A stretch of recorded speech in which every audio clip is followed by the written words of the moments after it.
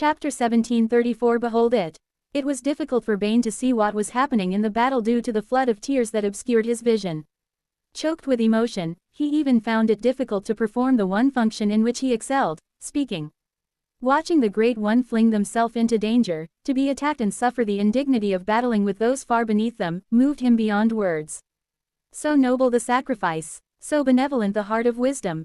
Truly the Great One had achieved such a state of transcendence that he would fight and suffer on behalf of others, even at the risk of death. Such unselfish love, such generosity of spirit, how could Bane bear to simply stand and watch? No, it would be better to sacrifice his remaining arm, both legs, and all of his organs so that the divine embodiment of the new path did not have to suffer in this way. Only he would selfishly ask that he keep his eyes, so he could still behold their majesty, and also his tongue, that he might speak of their glory. Sadly, that choice had not been given to him, so Bane was left with no other option but to watch, and endure. Except, that wasn't really true, was it? He was just one man, a weak and corruptible existence who had simply been in the right place and the right time to experience a revelation. Bane had never thought of himself as special, or deserving. Indeed, the first thing he had done after being confronted with the miracle of the new path was to deny it. A sin for which he had paid with a limb. Yet, he had talents, he knew that. He had devotion, a servant's heart and a burning spirit of faith. He also, by the grace of the new path on which he walked, was one heck of a public speaker.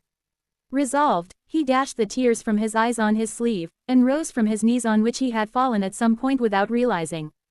Clasping the ant-headed staff in his hand tight, he turned to the 2 battalions, with thousands of humans and dozens of his fellow priests, and raised his head high. Bear witness, he roared, his voice so powerful it echoed off the distant tunnel walls and filled every ear, even above the din of battle. Bear witness to the service and sacrifice of the Great One. With his staff, he pointed to the great monster, surrounded on all sides and battling away before them. Bane knew he couldn't turn and look himself, lest he be too overcome with emotion to continue speaking. See how they suffer in our place. See how they take on the burdens and struggles that were meant for us. This is the fight of the new against the old, the past against the future. By your side stand the members of the colony who have never betrayed you, who have never turned you aside, but rather welcomed you as a member of their family. Over there see the servants of the old way.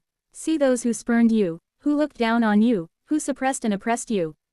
This story originates from novel Fire. Ensure the author gets the support they deserve by reading it there. I tell you truly, we have been shown a new path. A new way to exist within the dungeon. We have been given salvation beyond what we deserve and grace far greater than we could ever hope to repay. In the eyes of the faithful, Bane could see the same sort of fervor that he was certain blazed in his own. Many of his followers were openly weeping, tears streaming down their faces as they lifted their hands towards the roof of the tunnel, or toward the Great One. Others used their mandible clackers to punctuate his sentences, the staccato sound almost like sharp bursts of applause and approbation. The ants found it a little confusing, but weren't really paying attention. Emotion surged within the priest and he felt his voice swell to its full, booming power as the listeners fell under the spell of his oration. Do not fear, he roared. The only thing that should terrify us is our own unwillingness to embrace the new way.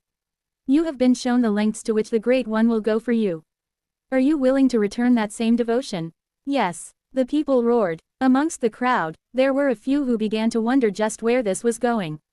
They weren't supposed to be engaged in the fighting just yet, everyone was informed of the plan, and a fanatical charge into the thick of the fighting had not been part of the briefing.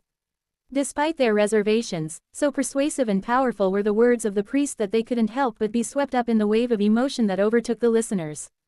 Bane looked out over the 2 battalions, celebrating the fervor that looked back at him. Other than the ants, of course, who merely looked a little confused. Even though he could speak with pheromones, these words were not intended for them, but rather for the devoted. He spread his arm wide. Let us pray. With his head down, Bane turned back to face the battle and kneeled once more, the rock digging into the soft fabric of his robe. Great One, giver of hope, may your antennae always seek truly the light of the new path. May your mandibles forever cut through the lies and deceptions of this world. May your carapace shield us from harm and inequity. Ours is a simple request, that we be allowed to shelter you as you have sheltered us. That we may fight to realize the truth and let it be made manifest, here, in the face of the unbelievers. Though he tried to suppress his passion, Bane's voice rose to a roaring crescendo by the end of his prayer, thundering from his throat and smothering the sound of battle completely. Before he could go on, a system prompt appeared before him. Congratulations, you have reached the maximum level for your class, Ant Orator. You may choose to advance this class to the following, Prophet of the Colony. Bane's heart grew still in his chest. He accepted the prompt immediately, but couldn't digest any of the information that followed as his thoughts churned and eyes filled with tears. As if he needed any further proof of the rightness of his cause, yet it came nonetheless. He stood and raised the ant-headed staff. For the colony, he roared. For the colony. The troops roared back. Then, overflowing with righteousness and fury, they charged, leaving their shocked and bewildered ant allies behind.